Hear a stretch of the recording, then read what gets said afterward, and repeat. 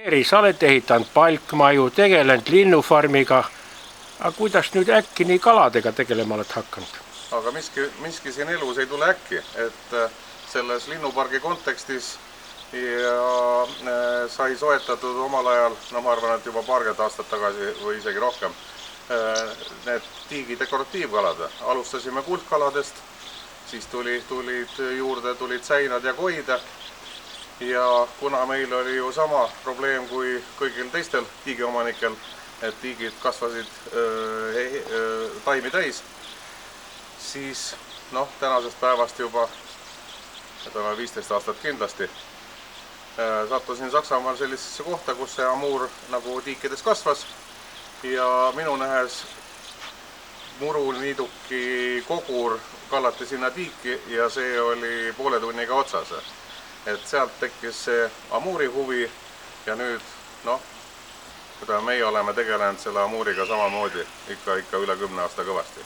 Kas see müüt on nüüd kummutatud, et muruniitjaga võib toita kalu? Muruniitjaga, ütleme nii, et muruga ja meie oma asustuskala ju toidamegi. Kõigepealt ütleme selleks, et kõik vajalikud ained saavad nad spetskaladele mõeldud jõusööta, aga suur osa sellest toidubaasist moodustabki see muruhake, kui amuurist rääkida. Teistele on teised ratsioonid. No palju siis täna talude avatud päeval seda rahvast oli?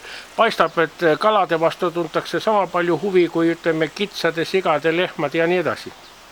Aga elu on ju meid sinna viinud, et iga elus asi püüab pilku ja kui see kala, ütleme kitsilehmi on ikkagi meie maal siin Eestis tunduvalt kauem kasvatatud, et see on lihtsalt nagu taas avastatud vana. Aga kalade kultuur meil nii pikk ei ole. Ja kuna pildid näha, et need kalad on ilusad ja vahvad ja teiseks, kui amuurist rääkida, siis on tegu ju ka kõvade abilistega.